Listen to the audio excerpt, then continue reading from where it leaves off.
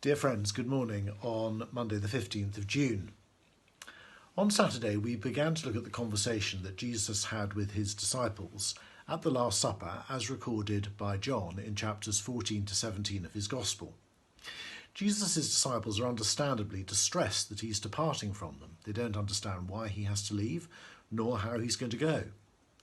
In John chapter 14 verses 1 to 2 he begins to explain, "Do not let your hearts be troubled.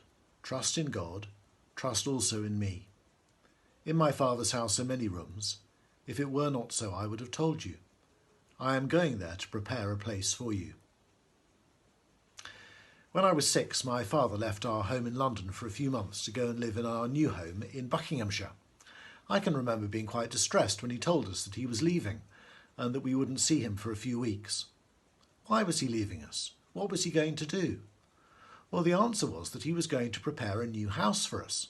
There was a lot of building work to supervise, new windows to be installed, rewiring the whole house, and decoration to be done before we could move in. Understanding why he had to leave helped us to cope with his absence and made us look forward to our new home and being with him all the more. It's similar when it comes to Jesus' departure. Jesus says that his disciples must trust not just in God in a vague sort of way, but specifically in him. It is to their advantage that he's going away. Just as my father went to prepare our new home, so Jesus is going to prepare many rooms in his Father's house. Now that doesn't mean that he's going to do the rewiring and the decorating. No, he's going away so that there is a place in the heavenly house for every single one of his disciples. And he does this by the very act of his departure, by his death and resurrection. Jesus died on the cross so that we'll be made clean enough for the heavenly home. And he rose again from the dead to prove that this is more than wishful thinking. As he said, "If it were not so, I would have told you." Jesus prepares his disciples for the place as much as he prepares the place for us.